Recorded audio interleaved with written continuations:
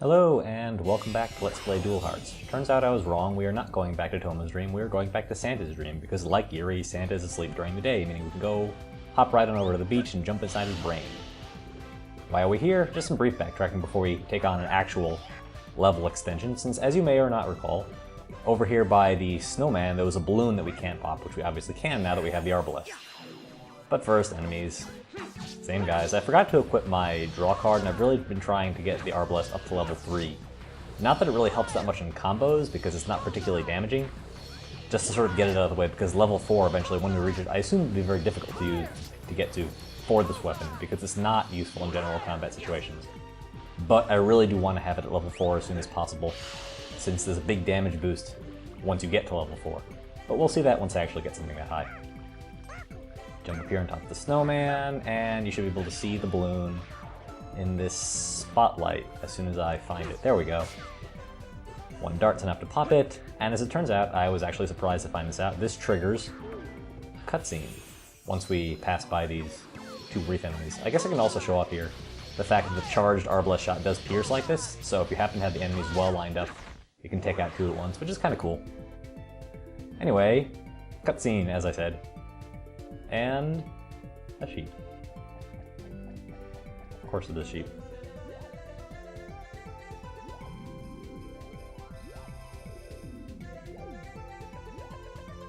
So this is a very leading cutscene, in case it isn't obvious. This is the game's mandatory, required, unnecessary stealth segments.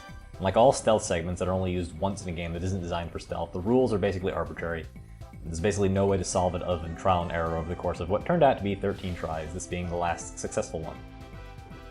So I mean, notice that the sheep turns around, looks around, you can't be caught in his line of sight, obviously. You wouldn't even know, since there's no place to hide, that the first time he does it, you're just supposed to stay where you are at the start. We have these trees to hide behind, but I have been caught by the sheep before, especially since if you push the analog stick too hard to start Stompy running, he makes a little grunt, like as he exerts himself, and that actually attracts the sheep's attention, especially when you're close to these walls, because then you also get like the grabbing noise and things like that. Thankfully, the sheep does not notice Bumble, who does have a habit of sort of wandering into the line of sight because he just needs to dance all the time. This part's kind of weird too, because like most stealth missions, you can't let the sheep get too far ahead of you, otherwise you would just sit in the start and wait for him to get to the end, and it wouldn't really be an issue. But for whatever reason, from time to time, you can let him get as many as 2 segments ahead of you and nothing will happen. Like, we can stay here for quite a while. I believe there's one more after this, and then the goal is the little triangle of trees that we can see off in the distance. The game's nice enough to give us a really good camera angle for this, although there is like 1 or 2 parts where the sheep is hidden behind the minimap and you can't really see him. Otherwise, it's not so bad, all things considered. Yes, I do realize it's weird that even though we're stalking the sheep non-threateningly, we have 2 of our weapons out. But that's why one of them is the Sword of Friendship, because we want to be friends.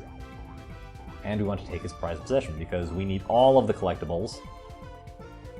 Continuing our somewhat adversarial relationship with sheep in this game, we're going to steal his prize. Oh man, my spear's poking out. Check that out. It's a little awkward. Anyway, probably shouldn't use as his prized possession something that we can pick up by touching. That's all we have to do here, so let's exit. And there's a couple of things I want to show off now that I have little time in between levels on the actual island itself that have changed over the course of the game. The first is Gregor's pad. Remember, he called us out while he was sort of hanging out by the beach to check out his new digs. Let's go see what this guy's living quarters are like. They're not particularly luxurious, although they do give us a bit of a clue as to what he was. You know, despite the fact that the guy claims to have amnesia, it's a little obvious what's going on here. Just a little. Anyway, that's enough of that. The more important thing we can pick up right now is, as you may recall, there was a cave behind Parfait's doghouse that we couldn't get to because this ladder didn't exist the first time I passed by this area and actually pointed it out. But now the ladder's here and we have plenty of rings, meaning we can pick up a new collectible. We are now in the ancient cavern. There's a path leading out the back, which I believe we can actually get to before, and I wouldn't have thought to go there normally. This is sort of the way you're supposed to go. I'll show that off as soon as we open this door and check out the inside of the actual sort of treasure room. 500 rings, we have that. We picked them up in Yuri's dream. Or I should say we crossed that threshold. What do we get? It's pretty straightforward, just a little monolith with a picture of Bumble on it. Or I should say a picture of an arbitrary Baku. No dialogue or anything, we just receive a reward. The Bakuna Blade, an item that can change Bumble into a sword, making him legitimately useful for once. I'll show this off in a little bit. It actually takes the form of a Bakuna doll, which we'll see on the status screen if I ever happen to be on the status screen in the real world. The next door is 1,000 rings, so we won't be getting that anytime soon. Did I go this way? That is the way we came, so let's go out the back, just to point this out. I don't believe there's anything interesting back here. I will have to check the majority of this little area off camera, and I'll point it out in a future video if there happens to be anything fascinating. But for the most part, it's just another little bay behind the road that goes along the back of the town. I think you can jump up there and get back into the town. You can swim along here, and those barrels denote sort of the edge of the island map that you can actually use.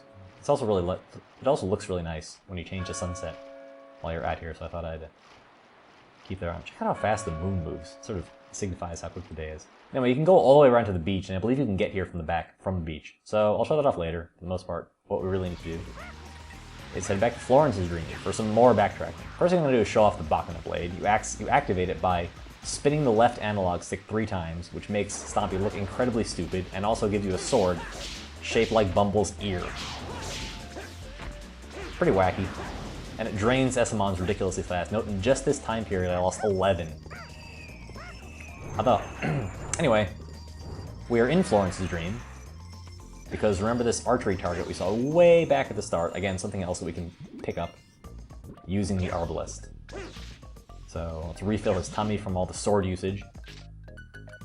I happen to like the sword because using the Bakuna Blade is the only way you can dual wield swords, which is kind of cool. So I had the Sword of Friendship and the Ear Blade. Shoot that archery target, gets us dream energy, and that's all we have to do here. But as it turns out, there's more we can do in Florence's dream, because an important trigger point is passed, and now we can access her extension, much like Yuri and Santa had second versions of their dreams.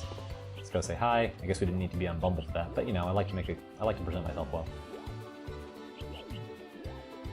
So remember, Hannah colors with crayons. There are pictures all over her house. This triggers our first cutscene, telling us that there are in fact extensions to people's dreams, although we've already been in 2 of them, obviously. So the solution here is to change to night.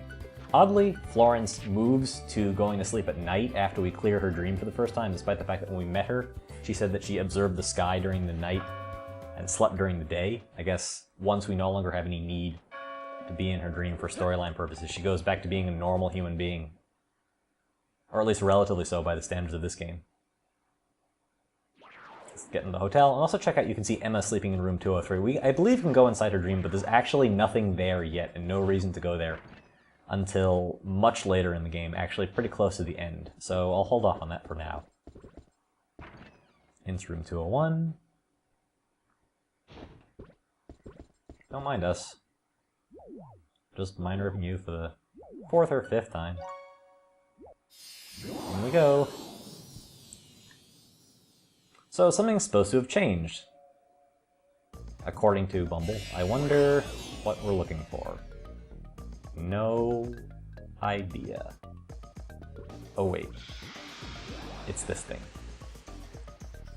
Pretty cute how they make it look like a crayon portrait inside her gigantic, like, abstract monstrosity of the subconscious. And here we are, the second half of Florence's dream, which, as opposed to the rest of the dreams, actually looks way different compared to the first part. And yes, I do believe he totally intended to make that pun.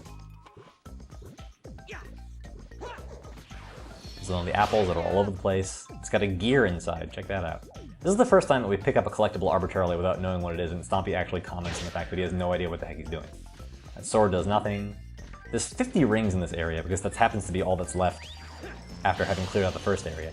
But since the area itself is so, like, snaky and large, as you can see in the minimap, like, they're hidden in really weird places, really, like, obscure single rings by themselves all over the place, as opposed to most of the rest of the levels where they were kind of in bunches and lines. It's a lot. But anyway, this sword actually does something, and I did forget to do this the first time, and I just splice it back in later. We've got a tummy up fragment if we hit it. following the general theme that extensions are just like repositories for poking things and having them spit out collectibles at us. And there's also this crack in the floor. But first, combat. I think we will forego the Bakuna blade right now. It does happen to be a little bit stronger than the Ragna Edge, but not so much so that it's actually useful, considering how much it drains Bumble's tummy. It is a useful thing for grinding black Essamons if we happen to want to get rewards from them, because he won't eat them unless he's got an empty stomach. Finishing this combat, with some apples, using the spirit charge attack is really useful here because it lets us break all of them. Got the second gear from the middle apple. It's always the middle apple. I'm not really sure why they give us 3, but we're going to see this as a recurring theme in this stream, that we're going to complete an objective somehow. And he just dances right over the explosion. Anyway, we're going to complete objectives and get 3 apples, and the middle one will always have a gear in it. And what do the gears do? Well, let's, as usual, have the sheep explain it to us. The clock broke. I don't know why there's a clock here or why it matters, but we were lucky in that the gears exploded and happened to land on the tiny little platforms that are scattered around the area instead of falling into the void. It's actually really hard to jump onto this without accidentally talking to the sheep, which is pretty annoying. So there are 3 paths. The only hand moving on the clock is the hour hand, and it only moves to the northern, western, and southern paths. So our goal here is to find the 6 gears so that the minute hand starts to move, and we can access the eastern path and finish off this portion of the level. You can see the little islands on each of the 4 paths. Most of them have combat once you actually get there. But again, since there aren't any really new enemies compared to the really easy ones we fought in the first run through Florence's Dream, it's not particularly difficult. The most annoying part of it is trying to kill the turtle faces, which I just noticed while I was watching this. Don't have faces in their heads, only on the shells, which is really, really creepy now that I'm staring at it. I think you can see a piece of dream energy. Yeah, all the way up in the back. We can't get that yet until we can fly. There's also a ring, obviously, that we can't get through. So we will be returning here pretty soon. Pick up this tummy up piece. This one I think I actually picked up, oh no, after the one back at the start. My mistake. Is there anything on the piano? No, it doesn't come alive like the one in Super Mario 64, which is pretty thankful. One more platform here. Should have 4th gear. Watch out. That could have been bad. I don't really want to have to start all the way at the start of this area. These little paths are pretty long. This is pretty dangerous too. Like, the flutter jump is really important for this area because it's so hard to tell how far you are from someone without looking at the shadow. Bunch of apples, obviously you can expect the collectible will be near the top, which makes this level actually pretty annoying. And get that ring, must get the ring. Must risk life and limb. It's an odd number, 542. Anyway, you need Stompy to open the apples without using Essamons, but you need Bumble to jump up the platforms, which means there's a lot of switching in this part of the platforming challenge. It's a little aggravating. Of course, the gear is in the very, very last one. Thankfully I noticed this ring my first run, so I didn't have to go back and try to find it later. Could have been really annoying. Let's get back to the clock at the center. One more path to try, the northern path this time. I will go back and get all these rings at some point later. There's no real reason to do so now because we can't actually access the entire ring. The northern one is probably the most difficult because it's slightly icy, and ice doesn't really affect Bumble and Stompy that much, but it does affect them just enough to make this more challenging than it needs to be, especially when the little flat pads are so thin. This apple, for some reason, cannot be affected compared to all the other ones. It's a special apple. It's an iron apple. I don't know, whatever. This should look awfully familiar. We've solved this puzzle maybe half a dozen times already. At the very least, they don't make us walk a time to walk away or fight some enemies in like a secondary puzzle like they did through most of Florence's Dream the first time. We just get our 5th gear, and we can continue down. The flutter jump I found to be really useful here because it obviously prevents you from having to deal with the frictionless surface. But at the same time, it also made me miss all the rings. Oh, tricky, ran into the spike thing. Here's a combat challenge. What do we have this time? We have a statue and 2 jellies. I guess I was wrong. These statue guys do reappear eventually. They just look really weird. Kill you. Okay. I feel somewhat embarrassed that I took a hit from the weakest enemy in the entire game. But what are you gonna do? Hey, rings. And another puzzle. Oh, darn. I really should start fast forwarding these, because at this point, oh wow, I can walk on top of this? It's pretty cool. Stomp on it? Anything? Nope, nothing, not yet. It really takes a lot off my mind that I don't have to worry about sliding off the side of that, because I mean, you remember from the sheep stream how easy it is when you're on like a steep slope to go sliding off and you can't really control yourself, so I was kind of concerned that would make me slide off the edge of like the entire level. Turns out it wasn't an issue. There we go, gear 6th. We can go back to the sheep, of course. Let's go. In fact, let's do that. Let's go back to the sheep. This is our last objective for today's episode. I will be exploring the eastern path tomorrow, but first let's check out the actual area, because as it turns out, you can see a dream energy above the clock that we can't reach yet. Wonderful. Now the minute hand moves, we can access the rest of the rings and the eastern path, and of course it also moves the stupid hour hand the more we can't get. Check it out. On the bottom, there's a tummy up we can't get yet, and on the top, there's some dream energy. Well, something for us to do tomorrow on Let's Play Dual Hearts. See you then.